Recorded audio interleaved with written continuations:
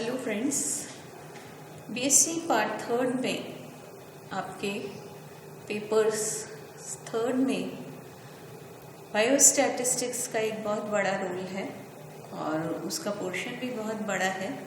Biostatistics पर emphasise हम इसलिए करते हैं ताकि हम फुल स्कोर कर सकें इनके, क्योंकि ये मैथमेटिकल पोर्शन है तो आपके फुल स्कोर करने की संभावना बढ़ जाती है इस पेपर में, और किसी में थ्योरेटिकल क्वेश्चंस में आप फुल स्कोर नहीं ला सकते हो। तो बायोस्टैटिस्टिक्स में खास करके हम क्यों इसको यूज़ करते हैं, मैथमेटिकली देखा जाए तो जब भी हम साइंटिफिक डेटा इकट्ठा करते हैं या कोई आंकड़े हम फील्ड वर्क में इकट्ठा करते हैं तो सिंपल टेबल्स के माध्यम से हम आंकड़ों को रीड नहीं कर पाते, उनकी ट्रेंड को हम रीड नहीं कर पाते कि आंकड़े हमारे किस तरफ ले जा रहे हैं, या जो जिस घटनाक्रम के लिए हम आंकड़े जोड़ रहे हैं उन आंकड़ों का महत्व क्या होगा, उनके रिजल्ट्स अगर फ्लक्चुएटिंग हैं, ऊपर नीचे हो रहे हैं तो उनका रिजल्ट क्या निकलेगा। इस सब का प्रदर्शन बायोस्टैटिस्टिक्स के माध्यम से बहुत ही अच्छी तरह से किया जा सकता है और इसीलिए हम बायोस्टैटिस्टिक्स को यूज़ करते हैं, यानी स्टैटिस्टिक का यूज़ बायोलॉजी में करना। तो ये बहुत ही सुंदर एक मेथड है, या कह सकते हैं कि एक पूरी साइंस है जिसके माध्यम से हम हमारे इकट्ठे किए गए आंकड़ों का विश्लेषण बहुत ही सुंदर ढंग से शॉर्ट में कर सकते हैं और बायोस्टैटिस्टिकल टेबल को देखने मात्र से ही हम समझ सकते हैं कि हमारे आंकड़ों का ट्रेंड क्या है, हमारा जो पूरा एक्सपेरिमेंट चल रहा है उसका हमें क्या रिजल्ट मिल रहा है। अदरवाइज टेबल में अगर हम देखेंगे तो कोई आंकड़ा बड़ा लगता है, कोई छोटा लगता है, कोई बहुत ज़्यादा अपने मीन से या एवरेज से बहुत ज़्यादा ऊपर नीचे होता है, लेकिन स्टैटिस्टिक्स हमें बिल्कुल ढंग से आइडिया दे देती है कि किस तरह से हमें अपने आंकड़ों को प्रेजेंट करना है। तो और स्पेशली ये तब बहुत यूज़फुल होती है जब हमें मान लीजिए पूरे देश का आंकड़ा इकट्ठा करना है और करोड़ों की जनसंख्या होती है, तो बहुत बड़ा जब आंकड़ों का हमारा साइज हो जाता है तब स्टैटिस्टिक्स बहुत ही काम की चीज़ है। तो जैसे एग्रीकल्चरल प्रोडक्शन है और लार्ज में युवाओं के जैसे रोज़गार और इस तरह के जो भी आंकड़े हैं, इकोनॉमिकल आंकड़े या हमारे अर्थशास्त्र के आंकड़े हैं, उन सबको बहुत ही सुंदर ढंग से हम उनको विश्लेषित कर सकते हैं, उनकी व्याख्या की जा सकती है। तो ये बायोस्टैटिस्टिक्स का महत्व है और इसमें जो हम कुछ खास टर्मिनोलॉजी यूज़ करते हैं तो उन खास टर्मिनोलॉजी में बायोस्टैटिस्टिक्स में आपको एक तो सबसे पहले जो समझने की चीज़ है वो है आवृत्ति। कुछ शब्द ऐसे हैं जो बार बार आएंगे, उनको हम आज पहले एक बार समझ लें कि वो क्या होते हैं, क्योंकि हमें उनको बार बार यूज़ करना पड़ेगा। तो उसमें सबसे पहले आता है आवृत्ति। आवृत्ति या फ्रीक्वेंसी।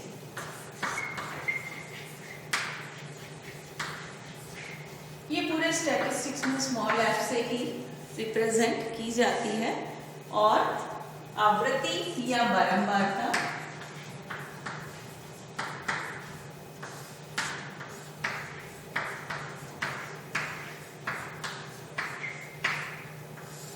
कोई आंकड़ा कितनी बार रिपीट हो रहा है। मान लीजिए एक क्लास में 15 बच्चे हैं और उनकी हाइट का अगर हम देख रहे हैं तो मान लीजिए 10 बच्चे ऐसे हैं जिनकी हाइट 5 फीट है तो उसकी आवृत्ति 5 होगी। 3 बच्चे अगर ऐसे हैं जिनकी हाइट 5.1 है तो उसकी आवृत्ति 3 होगी। तो कोई आंकड़ा कितनी बार रिपीट हो रहा है, जैसे 5.3 अगर हम पूरी क्लास के बच्चों को देखें तो कितनी बार 5.3 आया, वो उसकी आवृत्ति कहलाती है या बारंबारता या फ्रीक्वेंसी कहलाएगी। तो ये जो है आवृत्ति पूरे स्टैटिस्टिक्स में बार बार आपको यूज़ करने का मौका मिलेगा और आवृत्ति आपको इसलिए समझना बहुत ही ज़रूरी है। इसके बाद एक दूसरी चीज़ है जो टर्मिनोलॉजी है वो है यूनिट।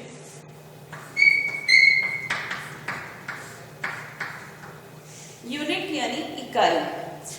हम पूरे आंकड़ों में जो भी चीज़ गिन रहे हैं उसमें हमने किस स्मॉलेस्ट चीज़ को अपना ऑब्जेक्ट बनाया है कि हम इतना मिनिमम या सबसे लोएस्ट क्वांटिटी हमारी क्या है या हमारी इकाई क्या है। तो स्मॉलेस्ट होता है ये यूनिट जो होता है किसी भी आंकड़े का, और चाहे हम ऑब्जेक्ट ले लें, इंडिविजुअल ले लें, सबसे छोटा जो आंकड़ा होता है उसको हम यूनिट कहते हैं। इसके बाद है सैंपल्स।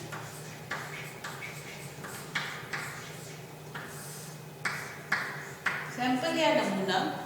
सैंपल हम इस चीज़ को कहते हैं कि मान लीजिए हमें किसी फील्ड वर्क पर जाना है और हमने 4 जगह अपना डेटा इकट्ठा किया। मान लीजिए हम बर्ड काउंट कर रहे हैं और हमने 4 स्पॉट्स पर जाकर बर्ड्स को देखा, तो वो जो 4 सैंपल्स होंगे, जो 4 जगह हैं, यानी सैंपल अलग अलग जगहों के लिए जाते हैं, सैंपल रिपीट भी किए जाते हैं, लेकिन सैम्पलिंग हम उसको कहते हैं कि एक आंकड़े को हमने एक जगह से लिया या एक बार लिया। अगर हमने फिर से उसी जगह पे लिया है तो वो रिपीट सैम्पलिंग कहलाएगी। और सैंपल में एक टर्म बहुत फ्रीक्वेंटली यूज़ की जाती है, रैंडम सैम्पलिंग। तो रैंडम सैम्पलिंग किसको कहते हैं कि हमारे पास मान लीजिए जैसे आपके घर में चावल पकता है, तो आप 2-3 चावलों को देखकर उसको आइडिया लगा लेते हो कि चावल पका हुआ है या नहीं है। तो सैम्पलिंग इसी तरह की चीज़ है कि मान लीजिए हमें पूरे कॉलेज में 2500 बच्चे हैं, तो हम 2500 बच्चों की हाइट नहीं नाप सकते। तो हम क्या करेंगे कि 50-50 के ग्रुप्स हर क्लास में बना लेंगे। अगर मान लीजिए एक क्लास में 400 बच्चे हैं तो हम 50-50 के ग्रुप्स में हाइट को ले लेंगे कि एक क्लास से हमने 50 लिए, दूसरे से 50 लिए, तीसरे से 50 लिए। इस तरह से फिर हम उनकी हाइट्स को देख सकते हैं। 50 की जगह हम 10 भी ले सकते हैं, लेकिन कम से जितना बड़ा रैंडम सैम्पलिंग का साइज होगा आपके आंकड़े उतने ही करेक्ट आपके रिजल्ट्स आते हैं। तो ये जो होती है ये कहलाती है रैंडम सैम्पलिंग। जब भी बहुत बड़े आंकड़ों को हमें विश्लेषित करना होता है तो हम इसी तरह के नमूने उठाते हैं और उनको रैंडम सैम्पलिंग के हिसाब से काम लेते हैं। हाँ, एक बात बहुत ध्यान रखने की है कि सब सैंपल का जो साइज़ है वो इक्वल होना चाहिए। अगर हमने एक जगह से 50 बच्चे लिए हैं तो हमें दूसरी जगह से भी 50 ही लेने चाहिए। सारी जगह सैंपल का जो साइज़ है वो इक्वल होना चाहिए। अलग अलग होगा तो रैंडम सैम्पलिंग हमारे आंकड़े बहुत ही गलत रिजल्ट दे सकते हैं। तो ये सैंपल लेना स्टैटिस्टिक्स में बहुत ज़्यादा यूज़ होता है। इसके बाद है पॉपुलेशन।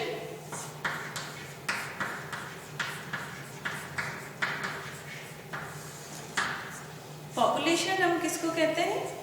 एक जैसी इकाइयों का एक बड़ा ग्रुप। जैसे मान लीजिए एक गांव में 50 ह्यूमन बींग्स रहते हैं तो हम उसको 50 की पॉपुलेशन बोलेंगे। या मान लीजिए 100 किसी एक स्पीशीज़ की बर्ड्स रहती है, मान लीजिए कबूतर है, तो अगर वहाँ पर 1000 कबूतर हैं तो हम कहेंगे 1000 कबूतरों की वहाँ पर पॉपुलेशन है। तो किसी एक स्पीशीज़ या समान सैंपलों की जो वहाँ पर बहुत सारी यूनिट्स जो हैं वो एक साथ रहती हैं, उसको हम पॉपुलेशन कहते हैं। पैरामीटर हम किसको कहते हैं? माप को कहते हैं, यानी उसकी कैरेक्टरिस्टिक्स क्या क्या हैं, उसके लक्षण, मेन लक्षण क्या क्या हैं, ऐसे लक्षण जिसको हम गणितीय आंकड़ों के हिसाब से ले पाए। इसमें हम कई बार बायोस्टैटिस्टिक्स में ये भी होता है कि ऐसे आंकड़े होते हैं जो नापे नहीं जा सकते लेकिन फिर भी उनको लिया जाता है। तो कैरेक्टरिस्टिक्स यानी पैरामीटर उसका क्या है। मान लीजिए किसी का स्किन कलर ब्लैक है तो कितने ब्लैक स्किन कलर, कितने ब्रिटिश, कितने जो एनिमल्स हैं उनका, जैसे मान लीजिए रैट है तो रेड में कितने ब्लैक कलर स्किन के हैं, कितने वाइट चूहे हैं, इस तरह से हम उसको ले सकते हैं। उसके बाद है डिज़ाइन। हम अपने आंकड़ों की डिज़ाइनिंग किस प्रकार से हम उनको पेश करते हैं आंकड़ों को, वो उसकी डिज़ाइन कहलाता है। इसके बाद एक शब्द और बहुत ज़्यादा काम में आता है, वो है वेरिएबल।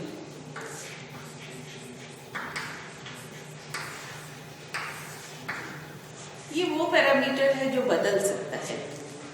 वेरिएबल हम उसको कहेंगे कि कोई पैरामीटर अगर बदलता है, मान लीजिए टेम्परेचर है, तो टेम्परेचर में अगर चेंज आता है पूरे आंकड़ों के रेफरेंस में, तो मान लीजिए 15 डिग्री, 30 डिग्री, 25 डिग्री, तो इस तरह का जो है पैरामीटर चेंज, वो वेरिएबल यानी चेंजिंग आंकड़ा, तो ये वेरिएबल कहलाता है। ये भी दो प्रकार के होते हैं, कंटिन्यूअस और डिस्क्रीट।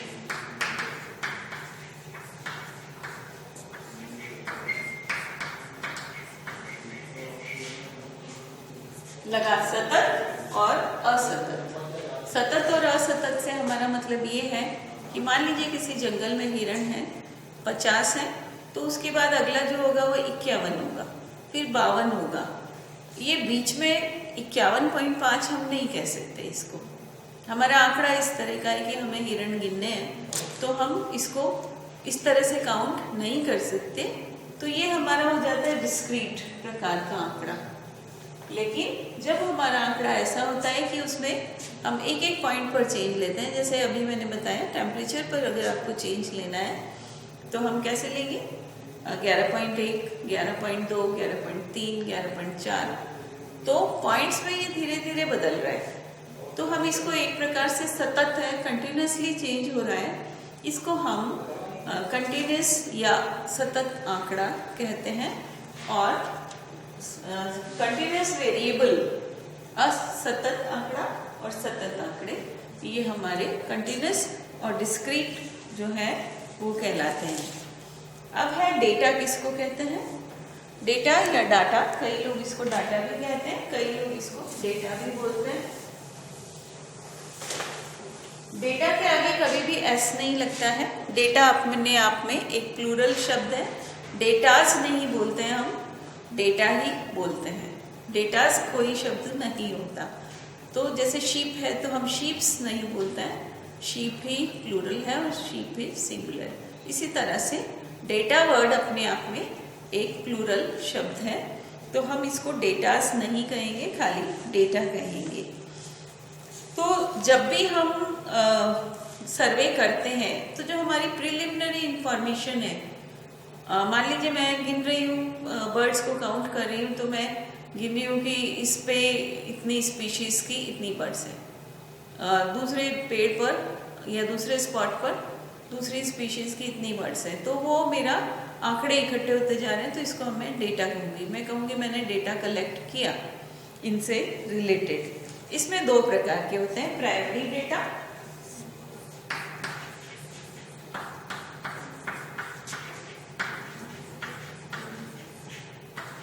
प्राइमरी डेटा वो होता है जो मैंने खुद कलेक्ट किया है उस स्थान पर जाकर, या मेरा अपना है, जो मूल डेटा होता है वो प्राइमरी डेटा कहलाता है, जो कि खुद के द्वारा कलेक्टेड होता है।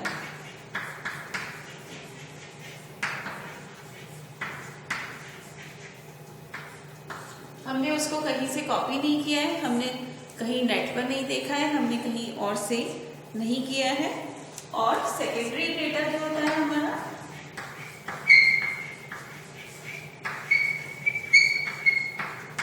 ये कलेक्ट किया जाता है किसी और के द्वारा।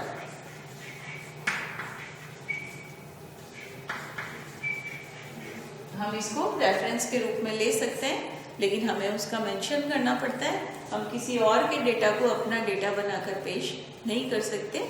आजकल वैसे भी रूल्स बहुत स्ट्रिक्ट हैं। तो जब भी आप सेकेंडरी डेटा लेते हैं, किसी और का डेटा लेते हैं, तो उसके आगे आप मेंशन कर दीजिए कि आपने कहाँ से ये डेटा लिया है। ये स्टैटिस्टिक्स का रूल है।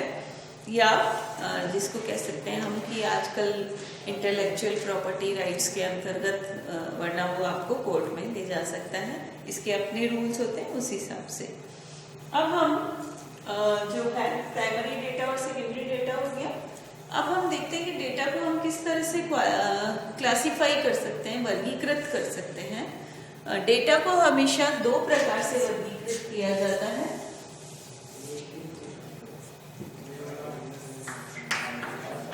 Quantitative and qualitative. दो प्रकार से करते हैं, quantitative and qualitative.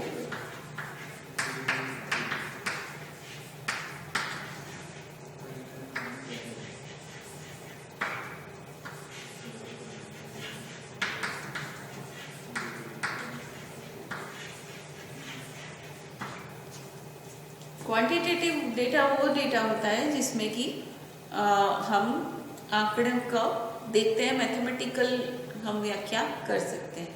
Qualitative data वो डेटा होता है जिसमें हम मैथमेटिकल डिस्क्रिप्शन नहीं दे पाते हैं, वो केवल हमें जो है इस प्रकार से मिलते हैं कि हम उनको महसूस कर सकते हैं या हम उनको आंखों से देखकर उनको ऑब्जर्व कर पाते हैं और नोट कर सकते हैं। इसके अलावा तीसरा डेटा होता है टेम्पोरल डेटा।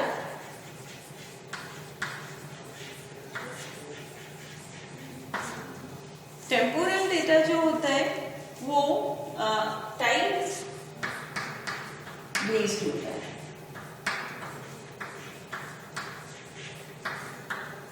मान लीजिए मैं कोई डेटा उसी जगह पे ले रही हूँ, बार बार उसी, मान लीजिए एक स्पीशीज को मैं ये ऑब्जर्व करना चाहती हूँ कि हिस्ट्री में 1970 में कितने बर्ड्स यहाँ सांभर में आए थे और कितने बर्ड्स 80 में आए, कितने बर्ड्स 90 में आए। तो ये जो टाइम बेस्ड हिस्टोरिकल डेटा है, ये मेरा क्या कहता है टेम्पोरल डेटा। ये कई बार, इसके अलावा चौथा डेटा जो होता है वो होता है ज्योग्राफिकल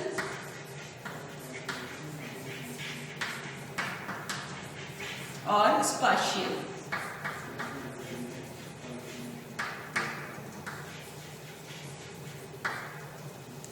ज्योग्राफिकल और स्पाशियल डेटा ऐसा होता है कि जनरली इनको ज्योग्राफिकल को हम लैटिट्यूड लॉन्गिट्यूड वगैरह के हिसाब से ज़्यादा देखते हैं कि कितने हाइट पर, कितने ऑल्टर पर हमने इसको किसी चीज़ की लोकेशन को हम ज़्यादा महत्व देते हैं, तो हम उसको पूरे अर्थ के रेफरेंस में जब भी हम गिनते हैं, जैसे आजकल आप जीपीएस लोकेशन बोल सकते हैं जिसको, तो जीपीएस लोकेशन के हिसाब से जब भी हम किसी डेटा को ऑब्जर्व करते हैं तो हम उसको स्पाशियल डेटा कहते हैं। तो अभी आपने देखा कि डेटा 4 प्रकार का है, quantitative, qualitative, temporal time based है, और ज्योग्राफिकल यानी स्पाशियल डेटा। अब हम ये देखेंगे कि बायोस्टैटिस्टिक्स में क्या क्या खूबियां हैं, उनको हम पॉइंट वाइज ले सकते हैं। जैसे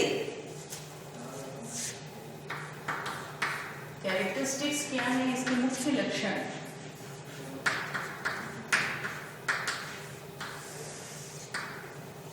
कैरेक्टरिस्टिक्स ऑफ बायोस्टैटिस्टिक्स।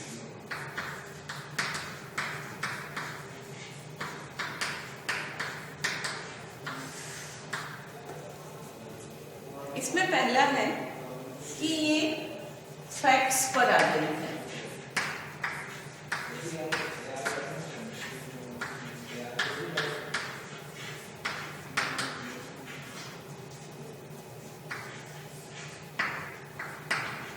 किसी भी सूचना को जिसको हम प्राप्त करना चाहते हैं, उस सूचना का सत्य पर आधारित कलेक्शन है डेटा का या इंफॉर्मेशन का। इसको हम न्यूमेरिकल या गणितीय ढंग से न्यूमेरिकल एनालिसिस कर पाते हैं।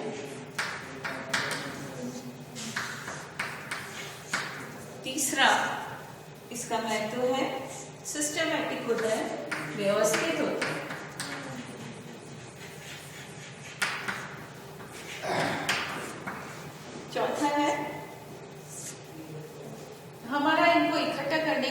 पर्पस होता है। तो पूर्व निश्चित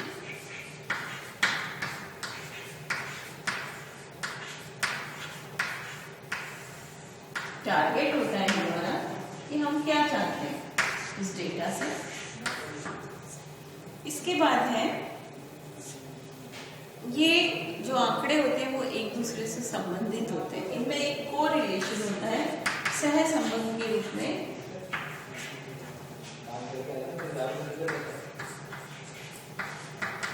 आपस में आंकड़ों का एक दूसरे से काफी संबंध होता है। और पांचवा एक्यूरेट होते हैं। तो ये इसकी मेन कैरेक्टरिस्टिक्स हैं जिसमें हम देखते हैं कि इसके बायोस्टैटिस्टिक्स के क्या मुख्य रूप में। अब इसके बाद हम आए बायोस्टैटिस्टिक्स की क्या सीमाएं होती हैं, कौन सी ऐसी लिमिटेशंस होती हैं जिनके पार हम इसकी गणितीय व्याख्या को भी नहीं ले जा पाते हैं। सबसे पहला, अगर काफी लंबा समय निकल जाता है तो ये व्याख्या बदल सकती है। लॉन्ग रन में हमें ध्यान रखना पड़ेगा कि लॉन्ग रन में ये आंकड़े बदल नहीं सकते हैं। हम ये नहीं कह सकते कि 17 साल पहले हमने जो टेम्परेचर की एवरेज की व्याख्या की थी वो हम अब भी जो टेम्परेचर लेंगे वो होगा, ये बदल सकते हैं। इसके अलावा दूसरा, इसमें इंडिविजुअल पर ज्यादा ध्यान नहीं दिया जाता।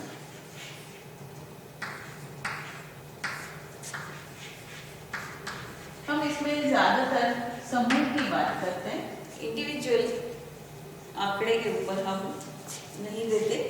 बहुत ज्यादा प्रिसाइज नहीं है, हम चाहें कि दशमलव के 4-5 पॉइंट तक भी हम इसको एक्यूरेट समझें, ये नहीं संभव है। कोशिश की जाती है कि जितना ज्यादा सही हो सके वो हो, और उसमें सफलता भी मिलती है। 2-3 दशमलव बिंदु तक ये काफी सफल रहता है, लेकिन उसके बाद जब हम माइक्रो और बहुत ही सूक्ष्म लेवल पर जाते हैं तो ये आंकड़े इतने फिट नहीं हो पाते। इसके बाद क्वांटिटी पर तो ये चल जाते हैं, क्वालिटी बेस्ड आंकड़ों पर इतने सफल नहीं होते।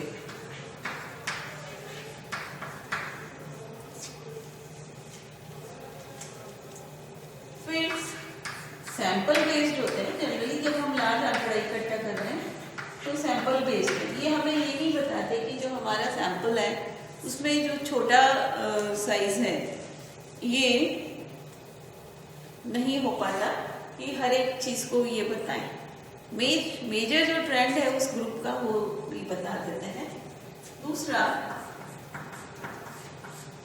स्टैटिस्टिक्स को करने के लिए एक्सपर्ट की आवश्यकता होती है, साधारण आदमी इसको नहीं कर सकता, तो सब्जेक्ट एक्सपर्ट इसमें जरूरी है। आम आदमी हर जो है जना इसको नहीं कर सकता। अगर हम स्टैटिस्टिकल कॉन्सेप्ट को या जो हमारा रिजल्ट है उसको बिना किसी कॉन्टेक्स्ट के बोल रहे हैं, हम उसके आसपास की परिस्थितियों के बिना अगर हम उसको सीधे आंकड़े को बोल रहे हैं तो कई बार ये बहुत ही गलत फैक्ट को भी दर्शा सकता है।